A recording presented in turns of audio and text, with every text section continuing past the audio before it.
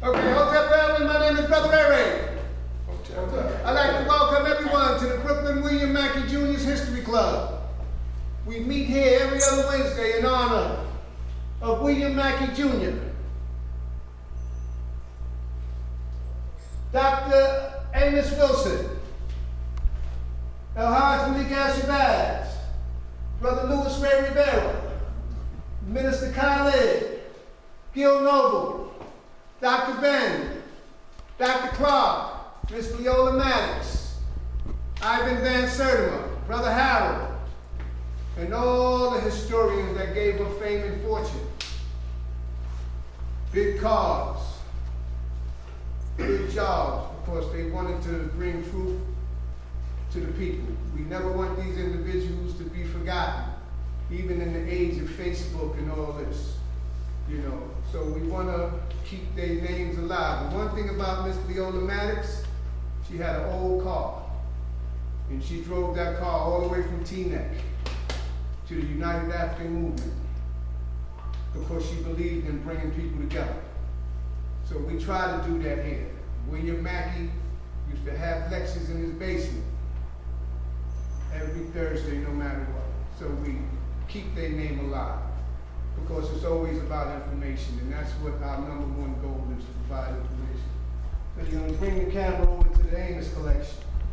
We have these books to help Brother Sababu and the African World Info Systems to keep their name alive, so Sababu can continue to work. Blueprint to Black Power, the psychology of self-hatred and self-defeat for the reclamation of the African mind. Amos's classic, The Psychodynamics of Black Self-Annihilation in Service of Black Domination, The Falsification of African Consciousness, Issues of Manhood in Black and White, African-Centered Consciousness versus the New World Order, in honor of our good brother Louis Ray Rivera, who come up out the project, Marcy Project, knew my whole family. And when Mackey left us, he would come down here, lived on Jefferson Avenue, and he would speak for hours. Me, Brother Colvin, Brother Hassan would be down here, and there'd be 3 or 4 people, and he'd talk for hours and hours. And then we walk him home, and he talks some more. So historians know how to talk. So we have this book in honor of Brother Louis Ray. Awakening the Natural Genius of Black Children, S.K. Damian, The Distorted Truths and the Bastardization of African Cosmology. We also have 2 people that come to this group and they have books. Sister Etta Dixon, I'm a wellness witness, and Louis Spencer, Confronting the Color Crisis in the African Diaspora. We have these in honor of these people. Now I have a couple other publications that we have in honor of the Mackey Group and individuals. We have Slavery Mastery in honor of Dr. Randy Short, The Impact of Religious Slavery Revealed, The Unspoken Truth of Our Racial Divide, Sister Carol Alexander. Theodore Allen, The Invention of the White Race, The Origin of Racial Oppression in Anglo-America, in honor of the great Dr. Ben, who wrote this book with not too many computers. Black Man of Nile and His Family. This book is in honor of Dr. Ben. In honor of Brother Harold, who I never knew about this book, The Transfer Agreement, the untold story of the secret pact between the Third Reich and Jewish Palestine.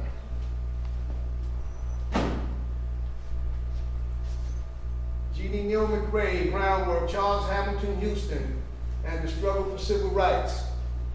And in this 21st century, there's a lot of people getting civil rights, and they ain't had a dog sicked on them or a rope tied around their neck. And they getting a whole lot of stuff. So, Tim Wise, White Like Me, Reflections on Race from a Privileged Son. We just have a few of these books, but I have Dr. Scott Whitaker out of Atlanta, Georgia, Medicine. The causes and solutions to disease, malnutrition, and the medical sins that are killing our world. That's in order of Dr. Scott. The Irritated Genie. Any book you want to get. Jews are the problem. Yes, World War III, COVID-19, medical censorship, food shortages. Yes, sir. My brother, the Irritated Genie, lost a job with 6 figures because he believed in going full force. This book you can get. And you hear a lot of things about COVID-19 all through. Well, I'm going to say something right now. The truth about COVID-19, exposing the Great Reset, lockdowns, vaccine passports, and the new normal by Dr. Joseph McCullough and Ronald Cummings. And this blockbuster, the real Anthony Fauci, Bill Gates, Big Pharma, and the global war on democracy. And if you want to know what's going on, you get these books and the tears will start rolling down your face. We had that in honor of these folks. Now I'm going to say a few public announcements. For information to the black community and the global world community. Tomorrow, Thorough Black Talk. Sister Keisha, Tad, Ashe, Brother Blacksmith. Facebook Live, 8:30. Thorough Black Talk. It's an excellent program. And our Philadelphia family with Sister Empress Chi, Blog Talk Radio. That comes on Saturday at 10:30, while the whole world is trying to get their groove on. Moving and grooving, going to these parties, trying to get back into the new norm. Sister Empress Chi has a show. Come on 10:30 Saturdays, and it's unbelievable. You go into Blog Talk Radio, you put in Sister Empress Chi, scroll down the New Day Resurrection, and it'll come on at 10:30, and you can call in, and they have a number you can call in. So that's our Philadelphia family with Sister Filet. Also, War on the Horizon with our brother Kamati Live, the Irritated Genie. This program comes on Monday at 10 o'clock a.m. Sankofa Revolutionary Radio, WSYPLP 95.1 FM out of Birmingham, Alabama. And the Genie comes on at 10 o'clock. That's an excellent program, and you can call in, and he talks about this book and all the other information he has on the War on the Horizon website. So that's an honor of the Irritated Genie. Also, our Baltimore family, our brother Darren Muhammad, State of the City, on TuneIn Radio. That comes on 12 o'clock on Saturday on TuneIn Radio. WEBR 1590 AM, Glen Burnie, and it comes on Instagram under Mohammed the Cannon. And also he has a show come on Wednesday and sometime Thursday on Facebook Live and on Instagram. Also, yesterday, Dr. Aline, Your Immunity Project, had a fierce program. And he comes on every Tuesday at 7 o'clock. Your Immunity Project. If you put your email in the chat, I will send you the link and you can listen to Dr. Aline. Also, Brother Mike Graves and our leader Julian Harper, Community Cop Program, comes on every Tuesday at 5 o'clock. Manhattan Neighborhood Network. That's one of the hottest shows on the East Coast. So that's every Tuesday at 5 o'clock. Also, he'll tell you about that when he come on, about his program on the speaker we have coming tonight. So we have also on Fridays at 8 o'clock, African Echoes. Our Newark family with Brother Trustgram and Brother Danny, they have a study group that's out of this world. And they are doing the psychology of self-hatred and self-defeat toward the reformation of the African mind. In 6 months they've been doing it, and they're only on page 30. So it's an excellent program. Also, on Saturday at 1 o'clock, 1 or 1:30, The Know Thyself Study Group out of Asbury Park with Brother True, and Trust is the mediator of that group. If you put your email in the chat, that group starts Saturday at 1:30. And they're doing Chancellor Williams, The Destruction of Black Civilization. And one thing about Brother Trust, you really think you know a little something, when you listen to Trust through his study, you might have a little perspective. So, for our Zoom audience and then our people in the live, you can see all of Community Cop program on YouTube, and you can see all the programs from the Brooklyn William Mackey Jr. History Club on YouTube under B.K. William Mackey Jr. Also, Brother James McIntosh Simultap, Minefield, comes on every Wednesday at 2 o'clock. That's on WBAI. But he's going to tell you a little bit more about the stuff that's going on, because he's going to be our keynote speaker. I want the people that came out to give yourself a big hand that came out to support the Brooklyn William Mackey Jr. History Club. And without further ado, our keynote speaker is Dr. James McIntosh of Simultap. Give him a big hand.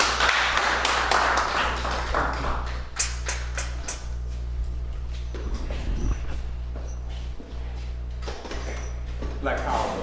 Black Power. I'm not going to spend too much time on apologies, but I know that some of you have been waiting here for a little while, and I'm a little bit late. That's usually not the case when I'm coming to speak somewhere. I do respect your time, and I hope that your wait will be worth it. My topic today is the war to control the African mind. All right. And it's something that I was going to say I've been engaged in with Simultap since 1987. That's really, if people didn't know what we were doing, that's what we were doing. And we used a number of different methods. Just like in conventional warfare in the 21st century. You might have an air attack, you'll have a ground attack, and you can have an attack from down below, a submarine attack. What I'm going to focus on today is the air attack of Simultap, which a lot of people didn't even know was going on, which is the best way to do warfare. Right. When people don't know that it's going on, you can do all your damage with them searching for ghosts as to where it's coming from. Right. So over these years, somebody can calculate it, a mathematician can calculate it. I went to a school right over here, PS21 under Adelaide Sanford, before she was the principal. And I won the math award, but I'm gonna ask somebody to tell me, how long ago is 1987? Now, is that 35 years? Okay. So, 35 years ago, a lady by the name of Betty Dobson had taken her skills as the director of public relations at Harlem Hospital, where she won the D. Park Gibson Award for public relations, which is the highest black award in public relations. Among the things she had done there was create a thing called Harlem Babies Day. And in Harlem Babies Day, anybody who was born in Harlem Hospital would come. It got lots of publicity for the hospital, lots of accolades, and even made money for the hospital, because when people feel good about the hospital, they would donate and that sort of thing. But she took her skills from that and used them in our community. Now, I was at Harlem Hospital as a resident and an intern. And while there, I became president of the local union and then the president of the citywide union of residents and interns. And of course, having such an important position, white people have a very special name for them. And I think most of you know what it was. Nigger. Okay. So we don't let those kind of things blow our head up. You gotta always stay grounded as to who you are. And that's the fundamental thing in the war to control the African mind. It's the first part of the mental status examination. Many of you know that I worked in psychiatry for 40 years. Orientation. Who am I? Where am I? What time is it? Good question. Always got to have that in mind. So I'm an African man, and I'm a part of an African family. At this point, I want to acknowledge my wife, Richardina.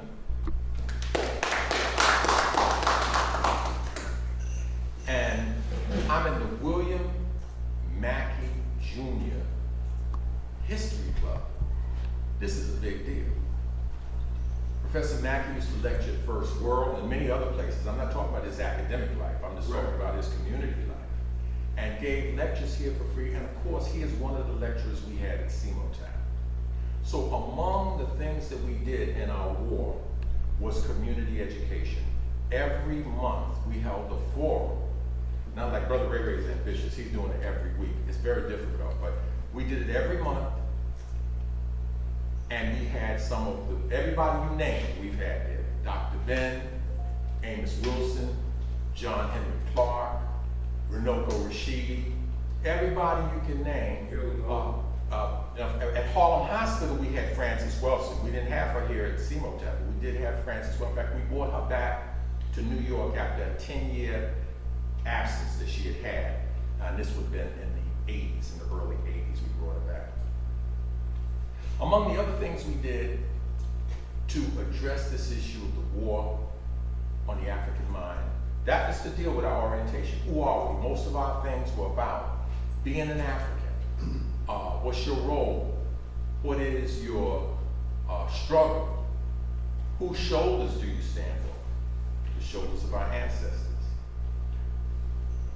But there are other parts of the mental status examination that you have to get to. And I'm not going to try to do whole mental status examination. I'm going to do a certain part called a sensorium. The sensorium is easy to remember the parts of it because it spells the word coma. C-O-M-A, coma. It stands for consciousness, orientation, memory, and your ability to attend. Some people will call that concentration, to pay attention. Now, I don't know if I influenced Brother Amos Wilson, but I certainly worked with him, with a group we call Black Family Collective. He was a member of that, and he lectured for us, and I learned from him. But he was one of the first speakers I invited to UAM. I started the speaker series at UAM at Slave Theater. And the first person I invited was Dr. Clark, and I believe the second person was Amos Wilson. And when we were there, Amos and I both presented, and my presentation was the same as the one I'm doing now, the war to control the African mind. I don't mean the same exact, but the same topic. And what I had done was to take the mental status examination, each area of it, to prove that white supremacy destroys us, injures us at every level of mental status. And I started out probably just like I did with coma, and it was consciousness. Now Amos got up and he did whatever he was doing. And after that, he may have been doing it before, Amos was so fascinated with consciousness that he paid a lot of attention to it. In fact, you named one of the books he wrote, Falsification of African Consciousness. Orientation. So let's start with C, consciousness. What is consciousness? It really stands for, are you awake? How awake are you? And if you look, all of our great ancestors have dealt with that situation of trying to make us more awake. I have a couple of quotes I'd like to do. One was from Marcus Garvey, who basically said that Africa is not sleeping. Africa is not dead. It's just asleep. Okay, other people dealt with consciousness. The Honorable Elijah Muhammad, Amos Wilson, Professor Clark. This whole society and white supremacy is designed to keep you asleep. They do it chemically with drugs, alcohol. They do it with other things that white people have called the opiate of the masses. They do it with religion. They get people whose lives are all bent around going to a place, getting happy, and making someone else rich and having them told that, you know, you see, God did this for me, I can do this for you. When in actuality, it's that congregation that's doing that for him. You know, that's giving him all of that money. So we get to orientation. I told you that memory. White supremacy attacks us on 3 levels of memory. Forgetting or amnesis, remembering too much, and remembering things that never happened. Amnesis, we all know that. We're trying to remember a name, you're trying to remember an answer on a quiz or a test or something, it won't come to you. Hypernesis, or remembering too much, people say, well, how could you do that? 2 all-beef patties, special sauce, pickles, onions, lettuce, cheese on what? Sesame seed bun. See that? See, that's occupying valuable brain cells. A sesame seed bun. You ever had anybody couldn't remember somebody's name one time when they went to speak to them? Sesame seed bun was right on that brain cell blocking that from you. That's why you weren't able to do it. The next thing was attention. Are you attending? Are you attentive? What are you attending to? That ability to determine what your mind is going to be on is one of the most important abilities you can have. If your mind is on, let's say, police violence, let's say your mind is on police terrorism, and somebody can put Judge hitting a home run, make you attend to that instead, that's a power over you. Right. Wade Noble defines power as the ability to define reality and have others respond to it as if it were their own. And the white man spends a lot of time in defining our reality and making us ignore a lot of other reality. One of the things that I spent some time doing today that I wanted to do was to show you a clip from how many people have seen Christmas movies in the past. Come on, we all have a life. Yes. Okay. How many people saw It's a Wonderful Life? Yeah. 5 times. What did you think of the sexual assault in that movie? Huh? You didn't see it, did you? When the black maid comes to the boys that have just graduated from high school and talks to them, she starts heading towards the kitchen, and one of them says, "You know I've always loved you," and he runs behind her, takes his hand, and hits her on her backside. Most people never saw it, because white supremacy can make you ignore some of the reality that you see. So that's another area of the mental status examination. Perception. It's called a negative hallucination. You didn't see something that was there. You know how people can see things that are not there? You didn't see something that was there. So the mechanism, the main mechanism that white supremacy uses to control our mind, and let's define our terms. What is control?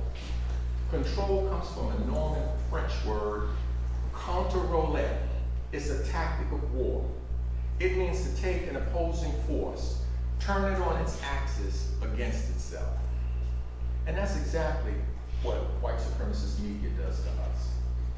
It takes our mind, turns it around against ourselves. Another term, media. What is media?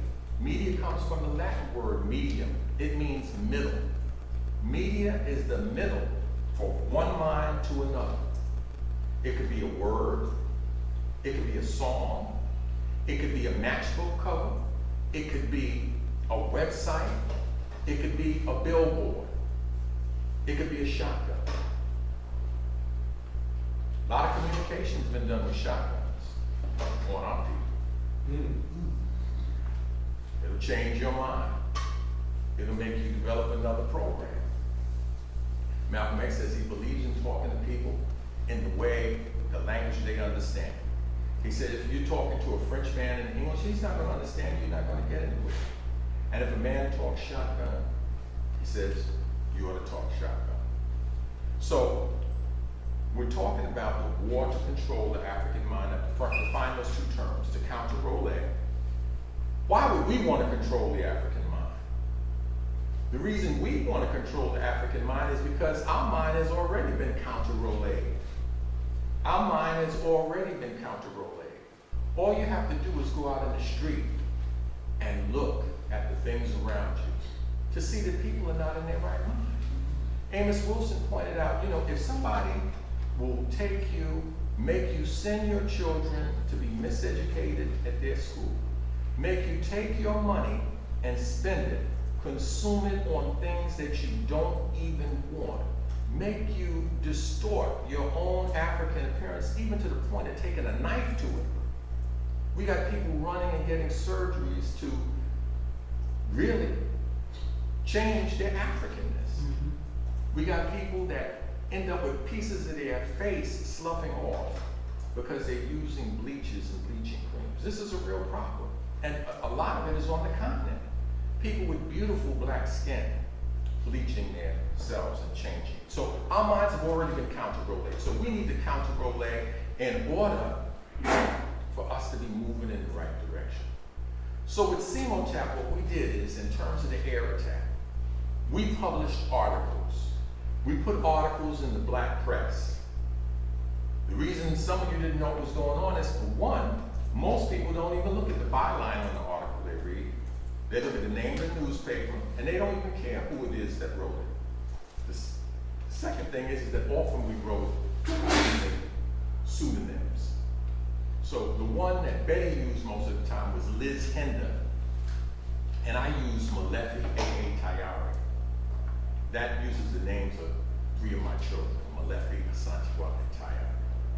So many of you saw the 7-week series in the Amsterdam on WABC and Gil Noble, but you didn't know that it was coming from CMOTAP because we had used a pseudonym. Other times we did use our own name, as I said before, people generally aren't paying attention. So in the course of this war, because a war is not just a battle, a war sometimes involves multiple campaigns. We've had multiple campaigns over the years. What I'm going to do is tell you some of the main ones that we had. And some of them, I used my own name, Betty used her own name, and we took issues that were very, very controversial. There were issues where people,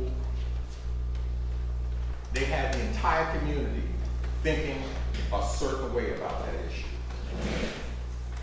For instance, if I say Tawana Broad to the average black person out here, they go, that was a hoax. Right. And they, you know, and they're not, it's not like any kind of question in their mind. It's like it absolutely they believe that this didn't happen. If you tell them about Bill Cosby, you say, how many people did Bill Cosby get convicted of raping or assaulting? And it was about 40 people. That's right. They took him off to trial on one woman who came to his house, and according to one of the witnesses, bragged at a retreat that she could get somebody convicted for sexual harassment. Now, I don't know, I wasn't there, I don't know what Bill Cosby did, but one of the things we did is, on the first 22 cases, we took 7 cases and just said, here, you look at it, you tell me, does this make sense to me? Because if a third of your cases, out of 22, a third of your cases are very, very dubious, you have to say, well, what's going on here? Nevertheless, I'm not here to try to convince you something about Bill Cosby, because frankly, I don't know what happened. I don't know what happened, but I know what Ida Wells Barnett said. She said that in most of the cases where black men have been accused of raping white women, this is what she was saying right there, it was usually something that was consensual, right? And, instigation of other people Right. to get involved in. We took the St. John's rape case, and in that case, CMOTAP absolutely turned that case around.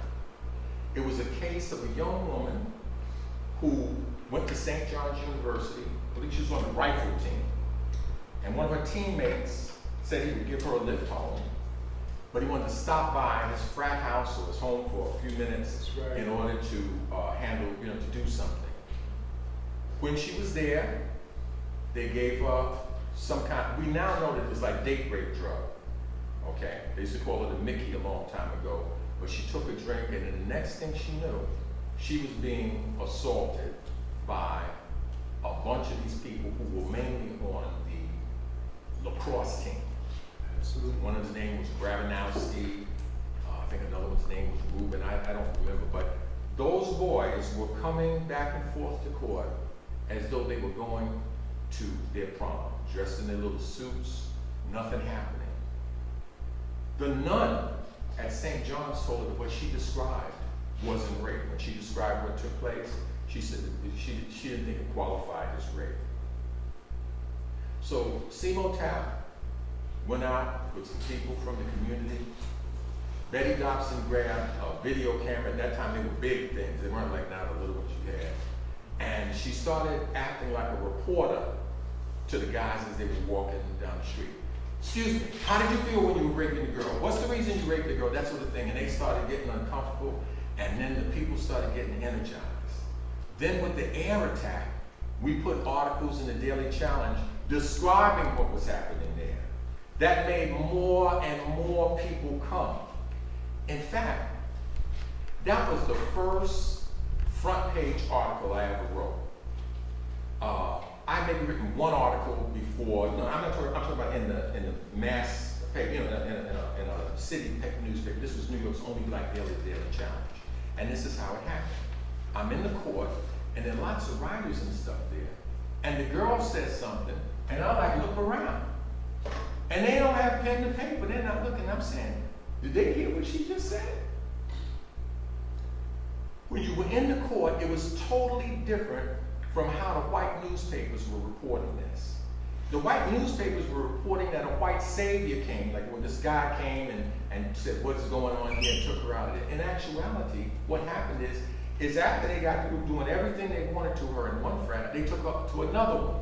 And in that thing, as it was going on, a guy said, he didn't say, what, he says, who brought her here? Translation. Whose nigga is this? Right? He didn't take her home. He took her back to the people who brought her there. That's not the issue. That's not what caught my attention. She said while going home, they discussed killing her. None of this was in the papers. They discussed killing her. And one of them said, no, don't worry, because even if she does, and they tried to convince her that it didn't happen. Because one of the things like when you use these drugs is that sometimes the person's memory, is clouded. They have tons of, they don't really know exactly what took place, and they're wondering if it happened. And they told her that it happened, that it was, maybe you imagine all of it. She said she looked, and when she saw how slimy her blouse and everything was, she knew that it actually had happened. So then they said maybe they would kill her. Maybe we should kill her. And one of the guys said, no, we don't have to kill her. He said, because nobody's going to believe her. Look at Tawana Broadway. Whoa. Look at Tawana. So that was my first headline. I hope that this thing works. It looks like my pictures didn't. It looks like the pictures didn't insert into the PowerPoint. I have no idea why, but I wrote the article by hand. I called up the editor, DeWard Phillips of the Daily Challenge. I said, I was in court today. My name is James from CMOTAP. I heard, something that happened, and I thought, I didn't see anybody else paying attention. I told him what it was. He said, send it. I sent it to him. When I get to court the next day, I'm looking to see, did they use my article? They blacked out the front page and used the headline I had put on the article. St. John's rapist taunt victim about Tawana Broadway. Well, I had wanted to be a writer back when I graduated from college. But I had the misfortune of turning on the TV one day, and there was a show called Soul. And on this show called Soul, there was a writer by the name of Toni Morrison who was there. She wasn't that well known at that particular time. And she read this paragraph. I used to stay home, I used to write short stories, and so on and so forth. When I heard what she wrote, this piece that she wrote describing the certain young women that graduated from college and this sort of thing in the South, I felt like the dude in Roots. You know when, I think it was Kunta Kinte said to the wrestler who was training in their rites of passage, he said, this morning when we were wrestling, said, this morning we weren't wrestling. You know, in other words, y'all are the trainees, I'm wrestling, you know, just y'all are not wrestling. Well, I said, I'm not right.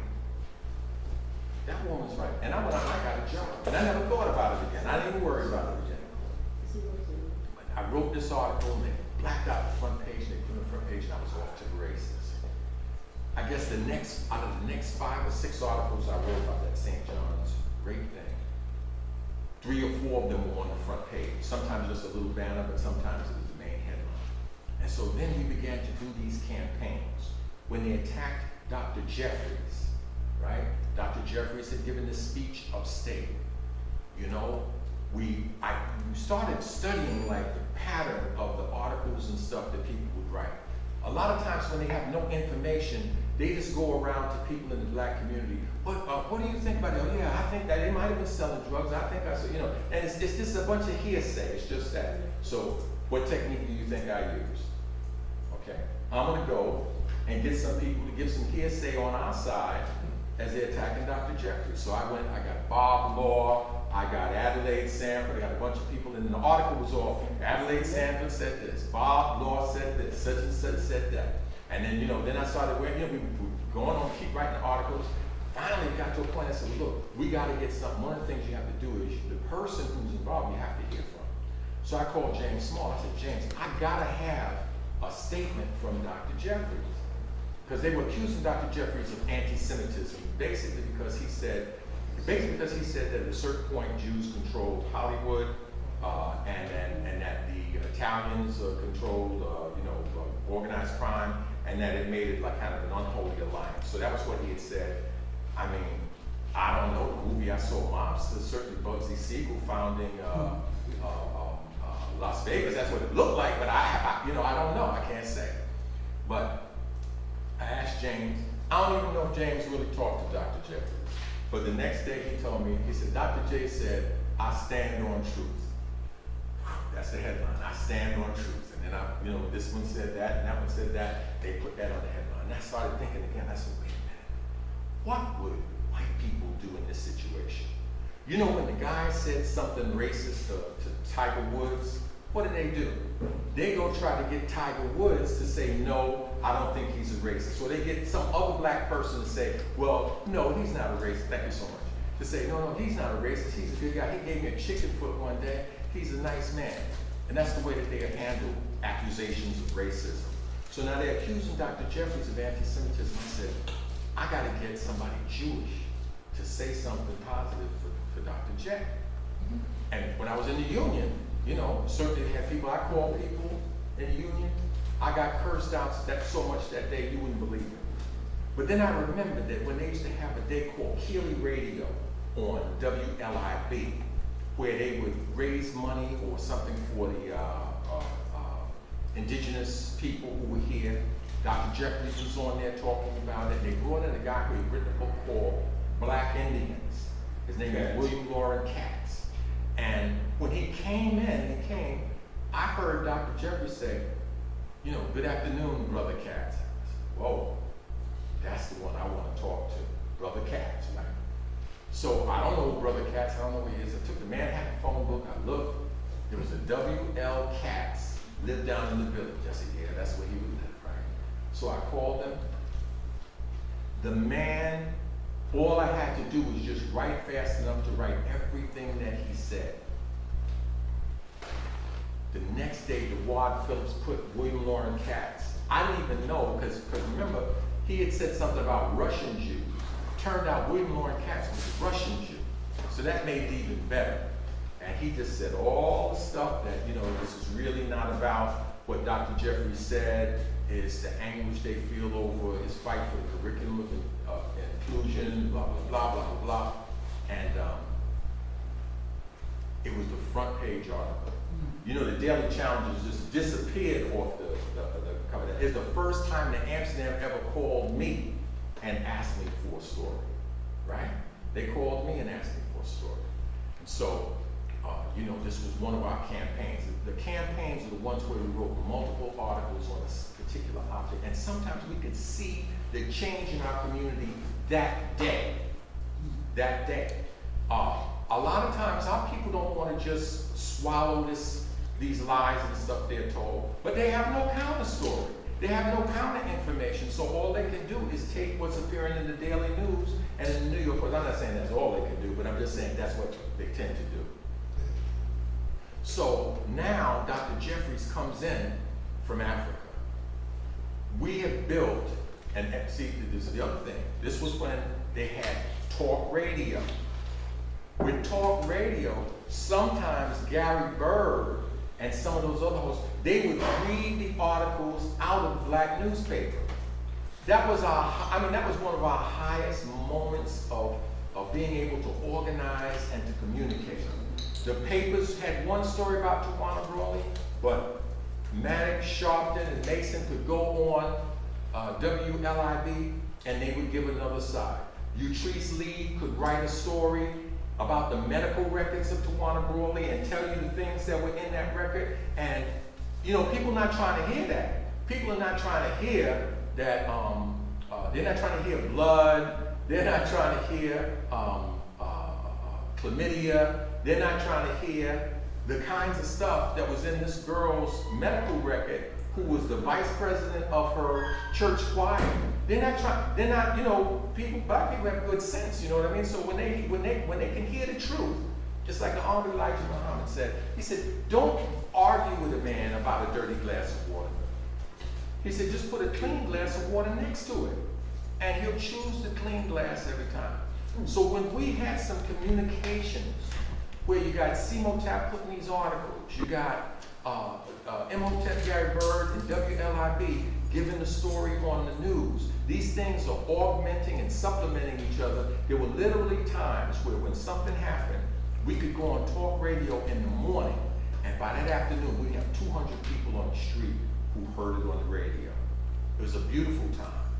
They had to do something about that. And so one of our campaigns ended up being what? The defense of Gary Bird. They took Gary Bird and they just did a job on him. What we would do then is we would take the articles, put them all together, and make what's called a broadside. A broadside has a rich history in the African community in America. David Walker's Appeal, anybody ever hear that? That's a broadside. Anybody can do it. I'm gonna tell you right now. All you gotta do is get 10 pieces of paper. 10 pieces of paper, fold them in the middle. How many pages is that gonna be? 20. 40. Oh yeah, back and forth. 40 pages. A little 40-page number like that, and you can tell a story. Regina, is there a little 40-page broadside over there in that stack of things? Over here? Yes, if you can see that, please. One of them was it's like it just looks like the inside of a book. No, it's not there. I'm sorry, I thought I had it. Okay. That book was called. Anyway, let me stick to what I'm on. No, here it is right here. See this? It's probably about 38 pages. It's called That Which Cannot Be Destroyed. It's about Dr. Abdul Alim Shabazz. He was under attack down at Clark, Atlanta. We just wrote stories every day in the Daily Challenge, and after we put enough of them together, boom, we made the book broadside and sold the booklets. It's something you can do. You have to do. Marcus Garvey didn't have the internet. Right. Okay? Marcus Garvey was able to organize 12 million people with the printed word and the spoken word. And in these days and times where they shut down black media, where you can't have independent communication on the radio or the television. You get this twisted stuff that they're trying to show you. Go back to the old techniques. Go back to the old techniques. If you ain't got a gun, use a knife.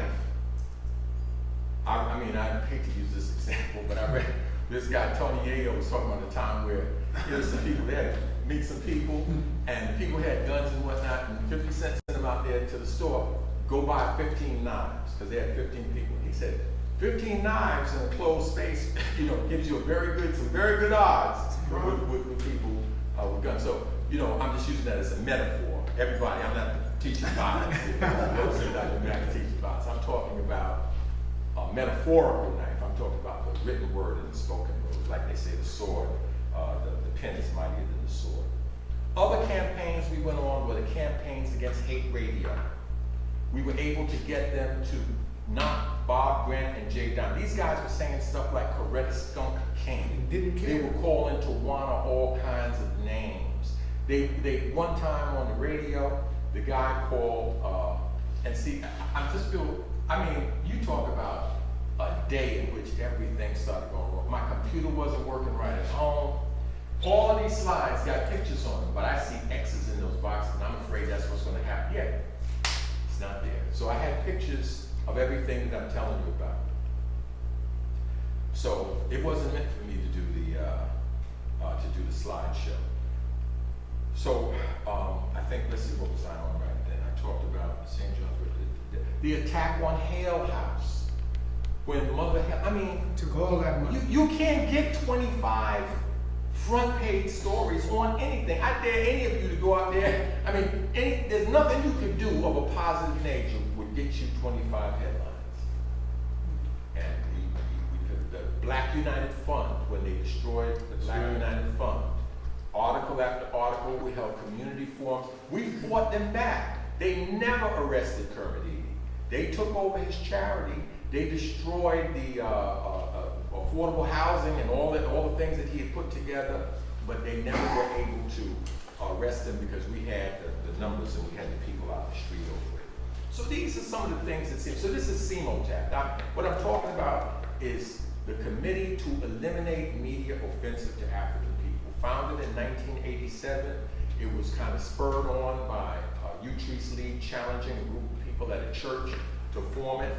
We formed, the first action we ever took was around the issue of Ibrahim Hussein, the marathoner who, for the first time in the history of sports, came across the finish line and their video and talk about the guy behind him, talk about the second place guy is soon going to overtake him. Overtake him to the point of where he's over the finish line. They're still talking that mess and didn't video it.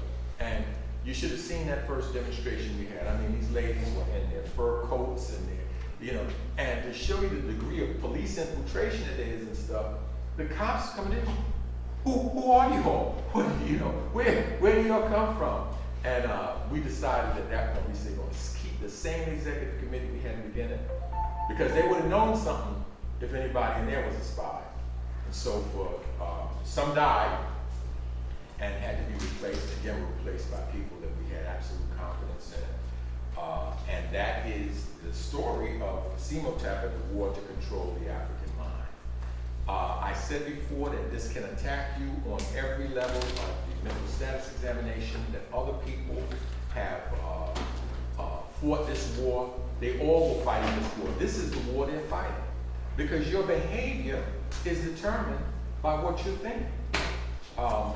Most of you have heard Carter G. Woodson, who said, hey, look, if you want to control a man's actions, control his thoughts. Okay? You don't have to tell him come this way or go over there. You don't have to send him to the back door. If you control his thoughts, he'll build the back door from where there's none. He'll go to the back door of his own accord, and if there's none there, he'll cut off. All right?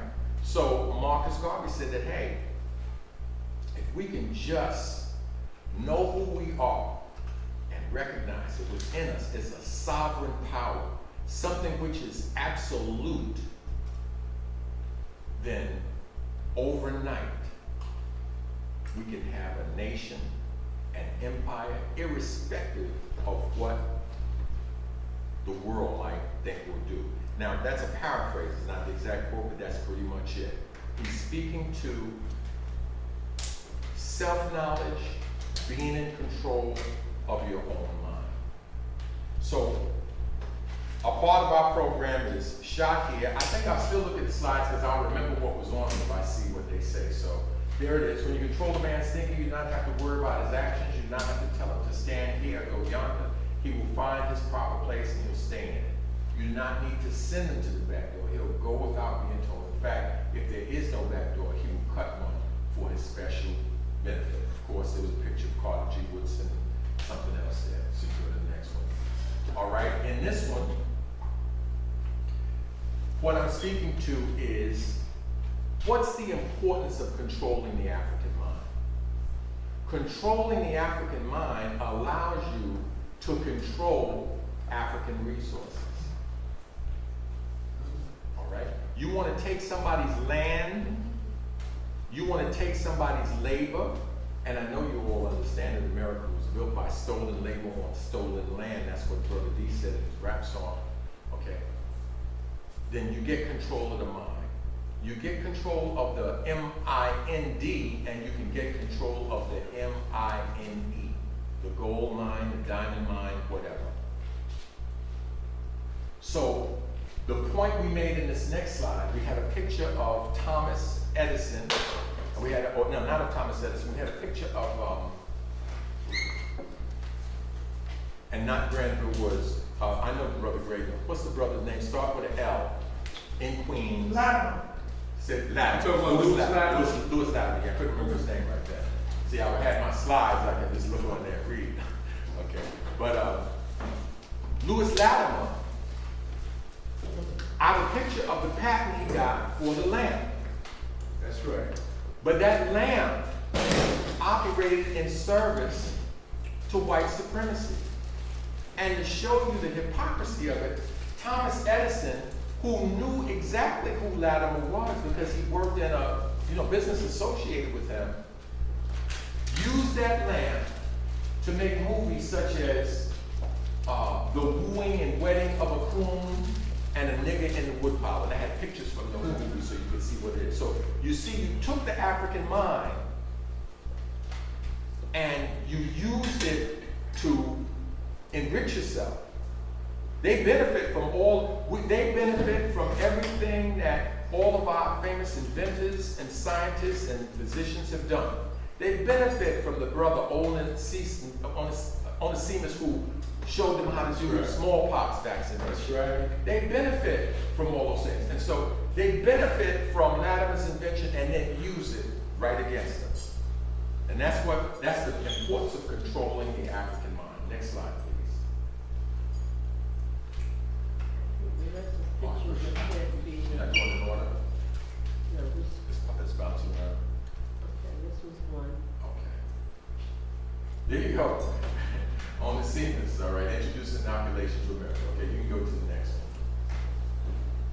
one. No, down, the other. Okay. Yes, thank you. Okay, this was basically showing what is the African mind. The African mind is the mind that built stone edifices, hewn stone, 5,000 years ago, 2800 BC, thereabout. Count it. That's, so now, BC, I don't want Mike Grace to answer. BC is what? Before Christ, they said, right? What's AD? I know the meaning. Huh? I know the meaning. I know the meaning. Yes, that's right. I don't always catch somebody who got after that, and I say, well, what happened to the 33 years that he lived? Right? That he allegedly lived or whatever. Okay. Next. Not in this group, I'm in.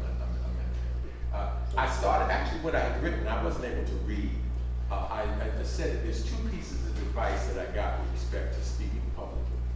One of them was from Sister Dobson, who told me, said, remember, anytime you're talking to a group of people, there might be 2 or 3 people in there that know more about the subject than you. Okay, so be humble. I don't think that's true today, because I think there's about 7 or 8 people know more than instead of the 2 or 3. Okay. The Moscow Papyrus, everybody here knows what that's about, right? That's mathematics. That's mathematics. In it, there's a proof of the volume of a truncated pyramid. In other words, what's the formula for calculating the volume of a pyramid if you cut it off in the middle? That was solved by our ancestors and is in a papyrus thousands of years old. And they call it the Moscow Papyrus, like Dr. Ben said. They name it after the people who stole it. Anybody who steals one of our papyri, they take it and name it after them. We don't even know the name of the person that we should be giving credit to. A papyrus is the name that paper comes from. It's the material you make out of a reed. We wrote things not only on papyrus, we wrote on our furniture, we wrote on the walls, we wrote all over. So don't let people tell you that African people didn't write. Now they're trying to say the Egyptians weren't African. I don't even know what that was, because I only have a clue on the slide. This is terrible. Okay, the African mind. Oh, yeah, another piece of the African mind. I pointed out the African mind. I don't know if you've ever seen battle rappers. These guys go 5 and 6 minutes at a time with all this stuff in their memory and then improvise in the middle, just like jazz musicians. I had a picture of Art Tatum on here. Play faster than you can think. Okay, than the average person can think. That's the African mind. I don't know what was on that one. This is horrible. This is. Don't show this with Brother Randy. Go ahead. Go ahead. Go ahead. Yeah, these were all pictures, you know, because a picture is worth 1,000 words. I think that I know what's going on here. Who is served by math, black genius in science and technology? That's what we just talked about when I talked about Louis Latimer and those people. Now, interestingly, Granville Woods was a bird of a different feather. Granville Woods, Edison actually offered him partnership. Edison actually lost. Edison both won and lost against him. He used to fight Granville Woods in court when he would try to steal his stuff, and sometimes he'd win, sometimes he'd lose. One of the most famous cases Dr. Jeffries tells us about is when Granville Woods had a model. Granville Woods invented the thing that allows you to track where a train is, wherever it is in the system. It also has application to the rides out in Coney Island. And so he came to court, he had a model of it to work, and he showed it to the judge, and the judge is still white folks, you know, they're not trying to let a black man win anything. They say to Edison, do you have a model? Yeah, I left it home, you know. He said, okay, well, bring it in tomorrow. And Edison brought his in, his didn't work, and so Latimer won. But ultimately, they did something else to Latimer that Granville Woods. They did something to Granville Woods that you really won't believe if you don't know this already. Instead of when he sued them for stealing his invention, instead of going to patent court and working, they charged him with libel. And he actually went to jail. Granville Woods actually went to jail for them stealing his invention. How much time? It wasn't, I'm not saying it was long, it was a skid bid. I'm not saying it was a long time. I mean, a day is too much. You know, a day in jail is too much. That's right. A day in slavery is too much. The point of the matter is the injustice of that this man uses his genius to invent something, other people steal it, and because of their corruption, they realize he can beat them in patent court, they sue him for slander and libel, and then get him arrested. What happened to this patent? That probably was the lamp. Yeah, okay, yeah, that's what it was. Next one. Thank you. Yeah, that's Edison and all that. That's that one. We did that one already. Is that the end? Now, after this, I think it was all newspaper articles. I had pictures to show you the headlines of some of the campaigns. There was one called the Boombox Rebellion. That's when Jay Diamond, I told you Bob Grant and Jay Diamond, that was the hate radio struggle. It had many episodes. And on this particular day, Jay Diamond called a black woman on the air. 3 different types of bees, with the last one being a black bee. So we organized a demonstration. They were having this is what we did here. This was this campaign.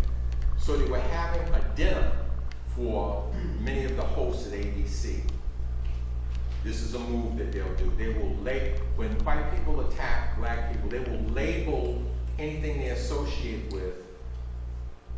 They'll label any kind of thing they associate with that person. They'll say this is, so we named it the tribute to Jay Diamond. It wasn't really just a tribute to Jay Diamond, it was a tribute to all these people, where Jay Diamond just called this woman 3 different types of bees. Right. So we organized people to take it, we taped it, we had a tape of it, we put it on cassette players, that was the technology of that day. Had people put it in their cars, and then we drove up and down, it was around in the 40s, drove up and down in front of the hotel where this event was supposed to take place. And then we put people out in front of the place for the demonstration, and we put people in the back, because we knew some people come in the back. Well, this thing was going a certain way, but the thing that took it over the top was up drives Khalid Muhammad. Now I can tell you something about the brother. Yes, sir. You know, a lot of people may want to be like Khalid, but he had a special force. You can't be like him. You got to, you know, he got out of the car, the cop said something to him, and I mean, he was dead in their face, and he was, you could see the force coming out of him, you know what I mean? So then we went, you know, they left him alone. We went into the hotel lobby, and in the hotel lobby, we were confronting people about, and there's one, I'm not going to name his name, but there's one brother who goes for bad all the time, right? And he came over and he tried to, you know, buddy up Khalid. He told him that he had written an article about, you know, favorable article about Mr. Louis Farrakhan, but he had apparently written other bad articles about it. And Khalid said to him, he said, you know, one good article doesn't make up for 1,000 bad ones or something like that. And then when the guy tried to, he said, listen, I not only know who you are, I know what you are. And this guy that goes for bad, he stood down. You know, he didn't say anything, you know what I mean?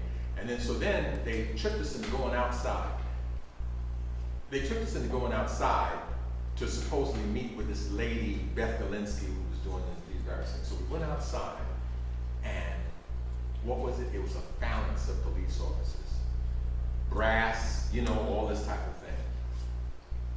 And as we walked over to go where we were supposed to meet this lady, one of them stepped up towards Khalid. And the brother with Khalid, if I'm lying, I'm flying.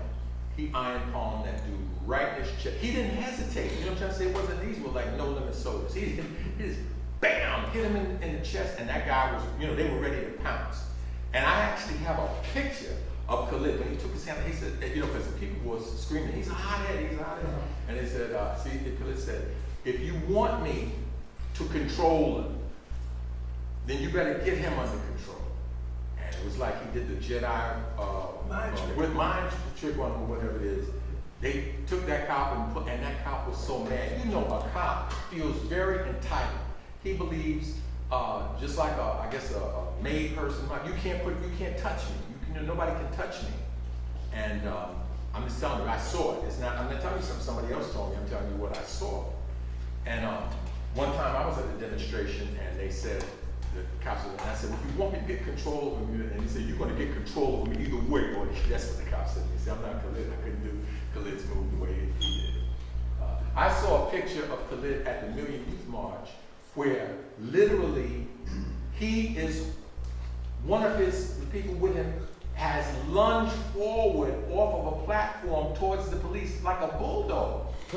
And Khalid snatches him in midair, and the picture is this guy is in the air like this, you know, going forward. I mean, he was a great brother, and he came to a couple of things that we gave.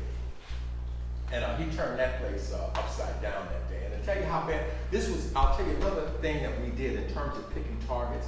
Sometimes it bothers me when I see people try to set up boycotts, because you gotta use certain principles when you set up a boycott.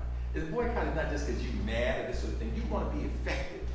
You want to be able to hurt somebody economically, and at the same time, you want a degree of sacrifice that your audience, the people you're appealing to, can tolerate.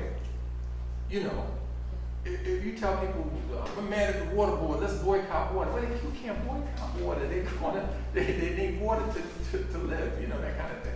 So we would pick our targets where there could be no controversy. A man calling a black woman a B on the radio, I don't care how backwards you are. I don't care if it's one of these handkerchief head preachers or whatever it is. He got to say that's wrong. All right? So they had a lady there who once stood up for Volpe. You remember Volpe? Yeah, the black girl. Yeah. Okay. I think her name, I can't remember her name right now. Her first name was Betty. And she was in that lobby, that hotel lobby. And she was going in, and we had a little cassette in there. I took it out and I said, do you think that's right? And when she heard it, she looked, she said, no, it isn't. It's not right. What was her thing to do? I'm going to go to Mazda and arrange a meet. So she ran and that's when she went to go to Beth Galinsky, the person that was involved in this tribute. And, I might be kind of rambling right now, but the principle that I'm talking about is we would pick something. When we talked about Bob Grant, we would have a piece of paper with all the stuff that he had said. And there was no black person, not even an Uncle Tom, who would say that that was right. Okay? We picked something that was clear. A lot of people, they want to give the people something ambiguous where half of the people think it's right and half of the people think it's wrong. That's a bad boycott. Pick something where everybody knows that this is wrong and that you can affect. And so, as I said, we got them driven off of the airwaves. We did a few things that were fairly successful. The first thing we did against the Postbusters, everybody in the city knew that the New York Post was a racist newspaper. We did the statistics to show, I think at a particular time, we showed that 92% of the pictures in the Post on any given day were black people in the areas of sports crime and entertainment. Same thing with the Daily News was about 80-something%, and the Times was like 70-something%. And that's when a time when Jesse Jackson was running, or running his second campaign. Black people were doing things in labor law, politics, education, economics, entertainment, sex, politics, sex and religion. All of the people activities that Francis Wellsing, we were doing something in all of those areas. But they only write about you in 3 areas, even when big things are happening with black people. So we were able to confront the Post, and we started a campaign called the Postbusters. The guy's name was Peter Calico, who owned the Post at that time. He had gotten it from Rupert Murdoch, when Rupert Murdoch was violating a FCC regulation that you can't own a major station and a newspaper in the same city, the same area. And so he sold it to Peter Calico. Peter Calico was such a robber baron that he once evicted an entire block of people from their apartments. And he had said, I would never meet with us. We weren't really asking for a meeting.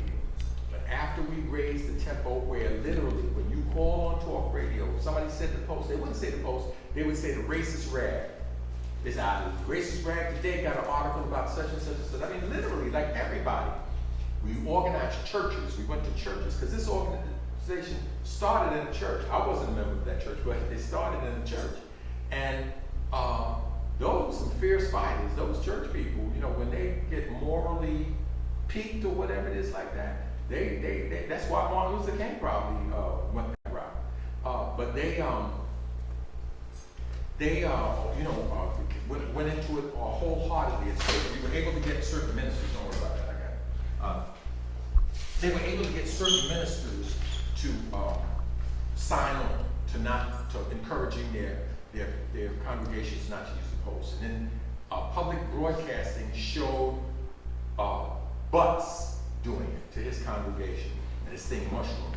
Eventually, we had token participation by maybe over 100 churches, either organizations representing the churches and that sort of thing. And we reduced the circulation of the Post by 200,000. Wilbur Tatum, said that, wrote it, and so did Earl Corwell. Got so bad the Post started faking their own circulation statistics, and ultimately went bankrupt. At that point, a black man and a Jewish man bought the Post. Wilbur Tatum and the other guy's name I think was Hirschfield. Abe Hirschfield. Abe Hirschfield. They bought the post. They had the highest bid. It was put up for bid and they bought it. Well, if you want to know about law and order, I'll tell you law and order. The workers at the post seized the building, took it over. Nobody, not the governor, not the mayor, not anybody, did anything to stop it. They took over the post. They sieged the building. They put out an edition of the Post called the Teardrop Issue. The Teardrop Issue had a picture. The Post logo has Alexander Hamilton on the front page. And that one, they had a tear. If I'm lying, I'm flying. Every article for the first 20 pages was an attack on Tatum and Hirschfield. They were calling Hirschfield psychotic, and they were calling Tatum a racist. And then they quoted my article on Jeffries. They put, say, the first 2 or 3 paragraphs of that article. They never said my name, but they put the first 2 or 3 paragraphs of my article. That was one of the articles. Those were all the articles in the first 20 pages of paper. It's a collector's item, the teardrop issue of the New York Post. And then when they came back around, guess who got the New York Post? Rupert Murdoch. Even though they had a bidding process and Wilbur Tatum and them put in the highest bid, they let the man they had to take it from because he was violating. And then what did he do? He didn't only have one newspaper, and don't worry about that, Raymond. Thank you, man. Yeah. He not only had one newspaper, he had a bunch of stations. I think he had WPIX, I think he had Fox 5, and he had that newspaper, and they had a little throwaway newspaper. We went to the FCC. He was playing tennis or golf or whatever it is with the head of the FCC, whose name was Quelo at that particular time. And then later, the way they suppressed it is, what did they do? They brought in the general, the black chair of the Joint Chief of Staff. What was his name? Not him. Powell, his son. His son, Michael Michael Powell. They brought him in. Listen, I could go on all day talking about Seymour Town. Believe me, I didn't even go through all of the campaigns we had. We had, let's see, Bob Grant, J. Diamond, Ronald Brawley, the St. John's rape case, the attack on Hale House, Spitzer's failure to give Alton Maddox his license back, Spitzer's attack on the Black United Front, the Freedom Party and the struggle to create an independent black political party. That was the whole battle with Lenore Fulani and those people. They disbanded after that battle. An attack on Professor Abdul Alim Shabazz, that's a broadside that has about 8 articles about that. The attack on Imhotep Gary Bird and Black Talk Radio. And of course, the thing had to do with ABC.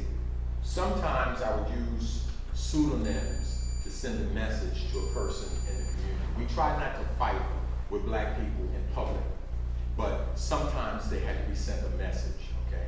So there was a time where there was one of the black newspaper publishers was we were boycotting the Daily News.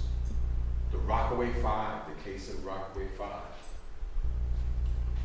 Oh, I wish I had, my computer working and everything, because there's an article I wanted to read to you called The 8 Racial Rape Hoaxes of Jack Ryan.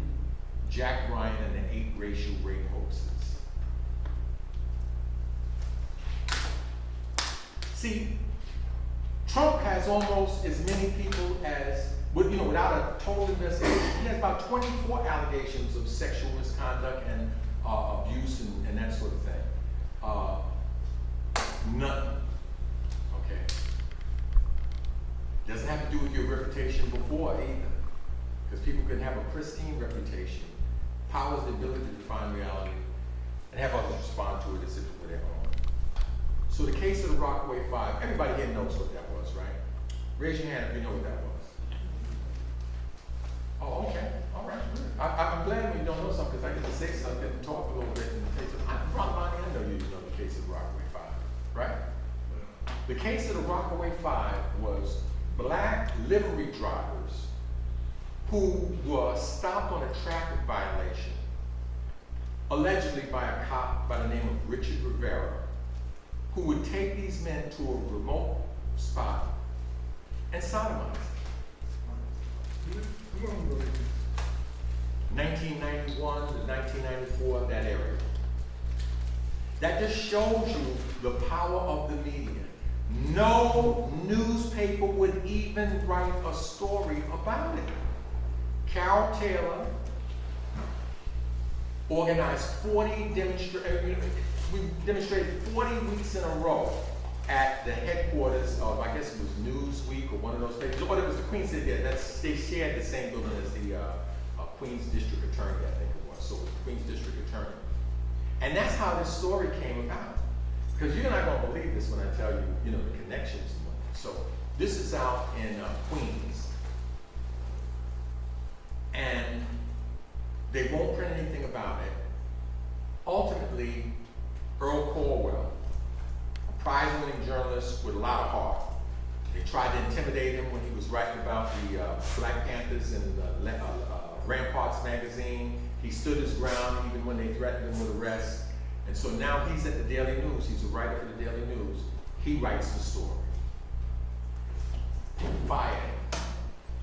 They fire him. We have a rally at, I had pictures with Sonny Carson and everybody out of this demonstration we had around this.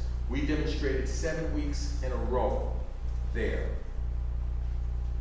We get word that a black newspaper publisher is getting ready to put an insert. His newspaper is going to become an insert for the Daily News.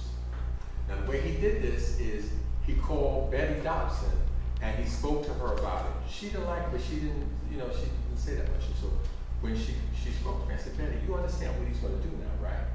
And she said, no, what? I said, he's going to say, I talked to Betty Dobson. You see what I'm saying? And that was going to be the pass to everybody, whatever. He said, no, you got to. So I wrote an article called Sun City. Oh, now I gave it away. That's who it was. Okay. So it was the city sun, right? And I mean, God rest the dead. Certainly did more good than bad. But in this particular case, he was out of order. He was going to put this thing as an insert. So I wrote the article about Sun City, which is, of course, the city that they made in South Africa, one near South Africa, where they could get around the apartheid ban. The fact that everybody was boycotting, so they would do it in one of these little, concerts. Yeah. They had made these little reservations they had made for black people, and they would do it there and do concerts. And some people violated it, would be surprised. Some were contrite afterward. I think the OJs might have been contrite afterward. Right. But the one who said, respect yourself. Thomas and those people. Rufus Thomas. Yeah, what's the name? Winnie Mandela couldn't believe it because she had talked to this sister before, and to find out with that money they were offering people buku dollars, to come and do a concert. Frank So Sinatra. I wrote about that phenomenon and and it was clear, City Sun City. He could clearly. There was another case where there was one of these black leaders who had a habit of ripping people off. He would borrow their credit card, right? He would borrow their credit card, then he would rent a car. He wouldn't return the daggone car, and people would be out of a lot of money. Long before I was with you, Richardina told me the story. She told me what had happened to her best friend's friend, right? And I told her, I said, well, Rich, I can't go with that because that's hearsay. Your best friend's friend, if it was your best friend, even I would tell you, your best friend's friend told you that such and such happened. And so eventually, this brother told me this story because I had a heart attack or something. I wasn't in the UN. He told me, he said, you know what he did to me and Elaine, I'm trying to remember his wife's name. I'm sorry. He said, you know what they did to me in Ellen? He said, you know what they did to me in Ellen? I said, no, what? And I thought he was talking about one thing. He was talking about that. And when he said credit card, I said, wait a minute, Brother Dix, I want you to know that whatever you tell me, from this point on, I'm going to believe you. Because Richardina had years before told me a similar story. So when he told me what happened, so on and so forth, there came a point where they wanted me to do something, you know, to do something. And when I talked to him, I said, look, you gotta pay the Dixes that money from that thing, you know. He said, Yeah, you're right. That time I was the president of UAM. I said what? I'll pay $1,400 a month, and then I'll pay them $800, you know, whatever it is, every 2 weeks or whatever. Is that all right with you? I said, yeah, that's fine. A couple of days later, I call, you know, Dix's. I say, Brother Dix, did you get your first payment yet? No, we ain't got nothing. I call. He's in the background. He says, oh, yeah, tell him the check is in the mail. To be honest with you, this is the first time I remember in life that I had ever talked to another black man face to face, and they lied in my face. Oh, man. You ought to get in the entertainment business. Say what? In the entertainment business? Well, that's what I used to say. He said, I am an entertainment. He's in that too. So what happened is, the demonstrations around our hallway. We're at the Daily News, and I give Brother Dix a lift to the Bronx. And I said, Brother Dix, did XYZ ever send you? He said, he ain't sent us no penny. The next time I got leverage on him was when the Million Man March, I was co-chair of the Million Man March in Queens, and he came out there for something, and this time I confronted him as he's closing the deal with the chairman and everybody else like that. And he don't owe the money. He says to my face that he doesn't owe the money. And that's why he couldn't come to Sister Dix's funeral when everybody was there. Dr. Ben was there, Professor Clark was there, Alton Maddox was there. Everybody, you know what I mean, that was in the movement, you know, had to come because this sister was these were elders that used to put their life. I mean, Sister Dix, I was with her and she grabbed the cop's nightstick. And when I tried to get her I said, Sister Dix, she looked at me, man, she cut me with her eyes, you know what I'm trying to say? She gave me an eye like Jada Pinkett gave Will Smith, you know. And I started smacking because of that, you know, you know, so, but I'm joking around a little bit. But that one, when I wrote it, what happened is, wow, this is wild. So, the committee to elect a black mayor nominated me to run for mayor. And they gave me and this dude the same plaque. The plaque said to XYZ, I ain't saying nobody's name, XYZ, the first person to declare to run for black mayor, and to James McIntosh, the first person nominated to be the black mayor. So on the next day on talk radio, his followers were attacking me, you know, blah, blah, blah, blah, blah. I had no intention of running for mayor. It was the biggest surprise. In fact, they got me down to the place where the nomination was made by subterfuge. They stopped Richard Dean and I in the lobby. Brother James, we know if we told you, well, you wouldn't have came. He said, but, you know, and they had to pay $500 to nominate. The person, you know, who made that was a union leader and so I, you know, did not run. I had no intention of running. This really happened. Some of this stuff sounds like lies, maybe, but you know, this really happened. And it's just amazing. Like I said, I have that plaque now. I got that plaque at home.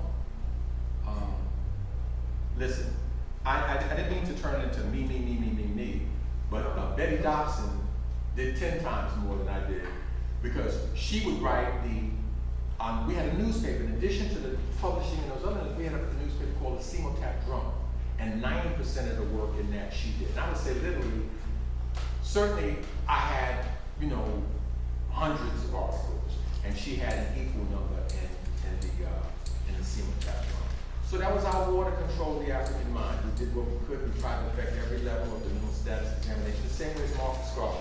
He affected your orientation by putting on the front cover the Sphinx. That gives you your ancient history, to tell you, you know that the pyramids are right behind that, and to tell you who you are. And at the same time, the newspaper as an organ is giving you your recent and current memory. Before I told you, it taxed us on every level of the memory, and I never got around to paramnesis, and I'll end on that note. Paramnesis is when you remember something that never happened. Okay? Like you remember Carlton Heston and his people building the pyramids. All right, that never happened. But media can give you a paramnesis, can make you believe and remember things that never happened. So on that note, I'm going to end. If anybody has any questions, I don't know how long I've been going, but I thank you for your attention. I thank you for your attendance. Yes, sir. Okay, so Granville Woods and Latimer worked Yes. with, Edison. Latimer worked with a public works company that was associated with, I don't have the exact name right here, called Edison, Electric or something like that. But Granville Woods did not work with them. Granville But, Woods was a they- competitor. It was, okay, so they were basically like college, right? Colleagues. Right. Colleagues. So I take a lot of business classes. Yes, sir. And they always, they always encourage you to keep going. Mhm. And it always says, Edison tried 10,000 times, and he finally got it right. And he says that I didn't do anything 10,000 times. I just figured out 10,000 ways that I got it wrong. Is it safe to say I tried it 10,000 times until the black guy built it? That's one way of looking at it. Yes, sir. Yes, sir. Yes, sir. Edison had a lot of inventions, though, in addition to that. And one of the things was the movie projector and stuff, and that has been one item that really has been used to destroy our consciousness, our memories, our orientation, everything. I mean, the things they're doing now in that area, I really don't want to talk about that stuff, but you can't look at the cable TV without them coming with a certain message, and they're always making it black. Every channel. Every time. I dare you right now, just go, if you got cable TV and you got some movies, put on a movie. Before that movie ends, they coming with that stuff, and they coming with it black. Anybody from our Zoom audience have a question for Dr. McIntosh? Zoom audience? I forgot about the Zoom people. Zoom audience, anybody have a question? No, I'd like to thank him for his real informational. I enjoyed it. And Brother Mikhail, what state are you from? From Michigan. All right, that's Brother Mikhail, so they listening to Dr. Mack from Detroit. Thank you very much. Any other questions from the Zoom audience? Okay, question from the floor. Yes, sir. Thank you, Mikhail. Dr. Mack, I think when you were talking about the Rockland Five, you probably didn't mention the fact that they were exploiting, the police officer was exploiting continental Africans with the threat that they'll be deported after he raped them. Yeah, sure. Anything that you can add to it is absolutely right. And the other thing is that they had like 5 cases, right? They had 5 cases, and then somebody said, let's look into this guy's police brutality. And they found some of the people who had been accused of, who had accused him of police brutality, that the same thing had happened to them, but they had been too ashamed to say it. And the Queens District Attorney, Brown, refused to even indict the guy. But I want to tell you something now. Here's one that has come to me. Way back in the black press, somebody got a picture of Richard Rivera. And later I thought about it. You know who he looks like? Volpe. Because they said we can't indict this guy because he wasn't there. He didn't, so on and so forth. Maybe, now I look back, maybe he didn't. Maybe he didn't. But he looks very much like Volpe. If it was black people and you had somebody who looked very similar, like remember the Perry case? When they couldn't get they went to go look for the brother. Well, maybe he didn't do it, the brother did it. That sort of thing. So, I wish that an investigative person, could really look in this. I'm not a journalist, trying to say I'm a physician, I'm a doctor. It's not my, I'm a retired doctor, essentially. So this is not my area of expertise. But anybody who, has those connections, he's about to get out. They didn't give it, he don't have to go on parole, you know. They gave him a straight 30 years, which is gonna be coming up in a couple of years. Talking about parole. And the Queens Attorney never indicted anybody. In other words, their position was, and that's what I never finished, their position was that these men had made these stories up. 5 individuals and then other individuals they discovered. And then they didn't even indict them, so it was never a trial or anything like that. And the fact of the matter is that in those demonstrations, one time, they sent a flag catcher down to talk to us. This flag catcher's name was Jack Ryan. And I saw him, okay. I recognized his face because when we had the thing from Majid, the brother, the Nation of Islam brother that they said had hit the cop with his car, you know, he was circling in the airport. And I saw that guy again, so his face was in my mind. So we're up there in, what was it, Poughkeepsie? Where was the tribe? The Robbins Fall tribe. Was it Poughkeepsie, right? Yeah. Okay, so we're up in Poughkeepsie in the court. And I know that this guy is with the Queens District Attorney Office. The chief investigator for the Tawana Brawley case, you know who it was? Jack Ryan. So Jack Ryan comes into the court, and I said, that guy, this guy here in the Robbins Falls is that. So it turns out they brought him up there for that case. This is his specialty. Guess who the chief investigator in the St. John's rape case was? In which they found him innocent, by the way. Jack Ryan. So that's 6 cab, cab drivers, Tawana Brawley in a whole different part of the state, and the college girl, and I don't know how many more. Those are just cases that came to the fore. And so I wrote that story. But they say, you want to hide something from black people? Put it in a book. In a book. So it's in my book called State Rape. You got it here? I don't have it here, but you know what? If anybody who gives me an email address, I'll send you the digital form of it. Many of the things I talked about, I put together. They're in a book called "The War to Control the African Mind." That I'm still putting things into and put it together. But State Rape 1, State Rape 2, the artist formerly known as Imhotep, the unauthorized psychoanalysis of Rudolph Giuliani, the unauthorized psychoanalysis of Donald J. Trump. Those are all books that we compiled from these many articles that we wrote. And the last one, which is the biggest one, is all the other articles, which is the War to Control the African Mind, because that's what All of them are going to be in that one book? Well, I haven't really, the one as I have it now, it's many of the other stories, many of the other campaigns. But it's just like one little article about something, no.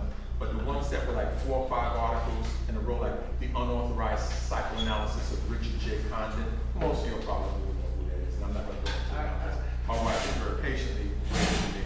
She's giving me one of Jane looks right now. It'll be a little different from this. She'll come over here and smack me, the phone. She got to jump. Does anybody have questions? Yes, any questions? Sure. Go ahead, brother. Oh, 2 quick questions. Yes, sir. One, I know you're real busy, but have you ever considered doing a weekly podcast? No, I have a weekly radio show now. I know, yeah, but the Podcast podcast, yeah, long. it'll give you more and you can say what you want until they kick you off YouTube or whatever. And like, I listen to you tell stories for years, and all the stuff that's in your head, it's like, you got a you got your books, but when you tell the story, nobody tells the story like you, or raises the donations the way you do it. Thank you, Lonnie. Thank you. Get the Wicked Jeffersons out the pocket. Also, I seen that Sharpton movie, and I know it wasn't the intention, but it showed how hard Vernon Mason and Maddox worked in the background before they split up with Sharpton.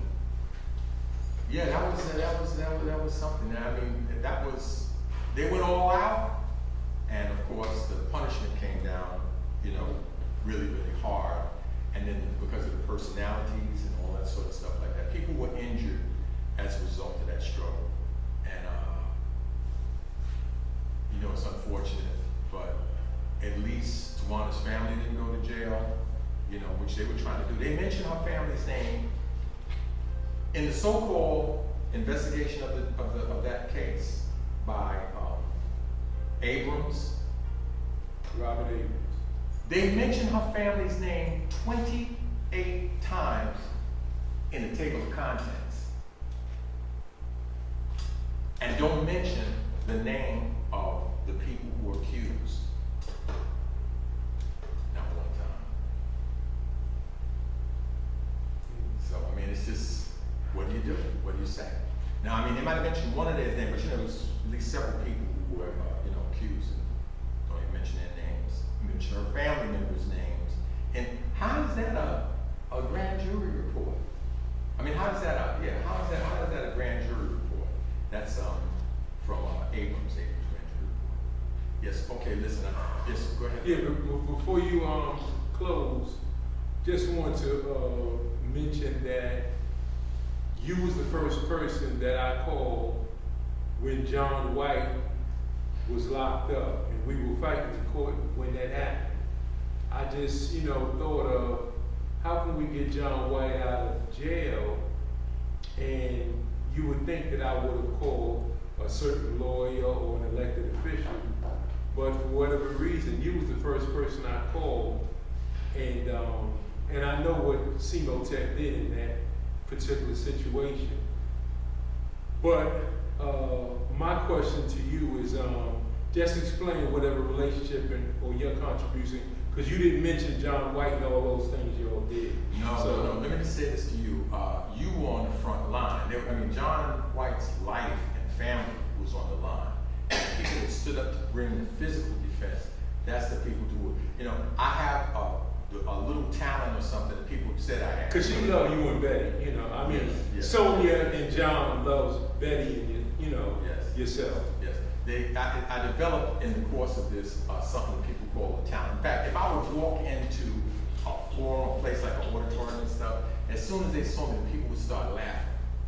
Because I wanted to be a comedian when I was a kid, you know, about 16 years old. And I had thousands of jokes, right? I always told jokes. I mean, this is, I tell any jokes, right? I tell jokes and I would collect the money. And, you know, I had the blessing to collect at Bethany Baptist Church for Imhotep Eric $30,000. Gil Noble $20,000. Somebody for Matulu Shakur, Semotep held a series of debates. And we would have raised way more than that. Somebody objected. Great debates. The great debates. And we raised about $20,000, which was really more than any kind of political prisoners had been getting at that time. And since that time, there's other people that have done this. So collecting the money is what people, you know, so I know I can do that. And I told them, look, I can't get them out of jail. I don't know how to do that. They had to do that. They did that with their connections and whatnot. But we collected money. And on these two stories, I'm gonna leave. Sometimes when I collected money, it was very dramatic, you know, like how the people would be just coming out of the woodworks, you know what I'm trying to say with money, sometimes. There are other times where it was the most meaningful is when I looked at that audience and I was extremely disappointed, okay? So, one time a sister by the name of Abiola Sinclair, she had a beautiful magazine, it was Black History magazine, she got her money together, she used to write for the Amsterdam News, and she put her little money together, we didn't know how much, but her brother took the money, scanned it, she didn't have it. So we had a forum, and so I told her, okay, we take a collection. We had a decent enough crowd. I tap danced, I somersaulted, I juggled, I did everything, I mean metaphorically, I did everything I could. When we finished, we only had about $400. Right? I mean, I felt terrible. And at that time, I didn't even have money I could put into it, you know, to add to it. It was a bad time. So, you know, I said, Sister Abriola, all we were able to collect was $400. She said, that's just what I needed. And she put that magazine out. She never stopped thanking Simone.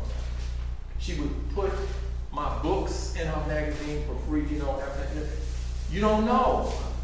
$400. Now with John Smith, the mistake I made which John turned out, White. John White, because I remember how many jokes I made about. I know, about the white okay, family. we're here with the white family. No, I don't mean the white family. John. Okay. But with the John White case, MOTEP had me come on the radio program, and I made a mistake. You gotta be careful with what you say, but it turned out not to be a mistake. I said, all we need is 100 people with $100, and that's gonna be $10,000 or whatever it is like that, right? So we get to this church, and there's about 60 people there. Man, I'm feeling bad, you know? I'm feeling real bad. We're not gonna be able to raise this money for this brother. When we finished, we had $6,000. Right? 6,000 plus. Yeah, okay. Because the people who came, they must have, like thought that I really meant you had to have $100. But it would have been more if we'd had everybody. But it turned out that, and again, I didn't think that was that much, but it was still good. It was better than what I thought. I was very pleasantly surprised. And Brother Michael said that it allowed them to keep their house. Yes, no question. That was a beautiful thing. As I said before, with Alton Maddox, the amount of money that we raised for him, people don't know. No, people. I saw it. People actually don't know. For instance, Brother Ray, please take this up. But for instance, we raised $40,000 in one weekend when they said he had to, he was going to go to jail. Or else, all right? But we had a program where we raised the first people who raised money was the MOTEP, raised $10,000 and got pledges that for the course of that year was going to amount, and we had little coupon books made out for it that resulted in maybe $80,000 by the end of the year. And then on another occasion, when we had a collection to send people to Kenya over Cameron, we took half of that money, and then we had a $10 club, so on and so forth. So it hurt a little bit when he was on Like It Is, and Villanova said to him, did anybody ever help you? And he said, no, nobody. People that didn't have money hardly for food helped. You know what I'm talking about? People, I don't ever really get mad at him because he's a wounded soldier. He gave, what can you say? He could have been but yeah, that little talent of raising the money was something that I used to do a long time ago. Well, a City College student went and wrote a story in their newspaper about it, and literally I would just about be doing somersaults. Any Zoom audience got another question? When the Zoom audience goes, I'm going to tell a joke. Anybody from the Zoom has a question they want to ask? Rashid, wait till it's over. You can talk to him for 25 minutes. I'm sorry. Any Zoom audience, would you like to ask Dr. Mack a question? I see my sister. When is he coming back? Okay, that's a big question. Ray said I have to learn to come on time. We'll talk about that. Any other questions for Dr. Mack? Fantastic performance tonight. Thank you. The question I want to ask is, do you think we are losing our spirit for history like it was back in the days with Roy Canton, Mackey, African Echoes, First World? I don't think so, because more people than ever, they're doing podcasts, people like Dr. Ma'at, those study groups on Amos Wilson and stuff. And here it is, I'm not a historian, but we always said today's current events is tomorrow's history. So I was somewhere and I asked in the audience, I said, how many people here were born after 1984? Because it was something I was going to tell them. And half the audience raised their hand. Right. So history is being made, as it's going. People like Professor John Clark, and they can tell you about stuff because they lived through that time. He lived through Kwame Nkrumah. He lived through the African nations gaining independence, so on and so forth. So, and there are lots of young people that have a thirst and a hunger for the history. Lots. More than ever. But the thing is that it may not be happening in the same type of large forums outside like it used to. But people are on that internet and they have groups, and it's high quality stuff. I see those interviews by Dr. Muhammad. I'm impressed. Very, very impressed. head south on Franklin Avenue. Any other questions?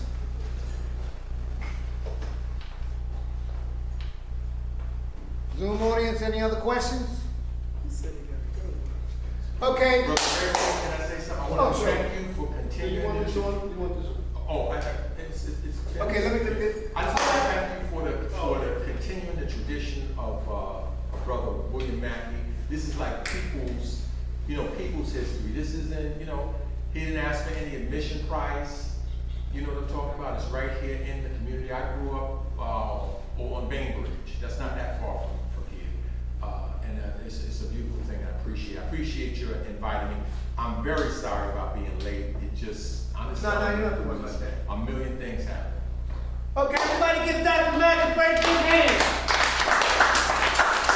We're gonna have an open invitation for him for part 2 if he likes. Don't worry about that. So, Zoom audience, I want to thank you for participating and supporting the Brooklyn William Mackey Jr.'s History Club. This lecture will be on YouTube, and he's open to come next time. It's up to him, no problem. But give yourself a great big hand. And Zoom audience, you can unmute yourself and have a little conversation while we tidy up the place. Thank you very much. The floor is open for choice. Thank you.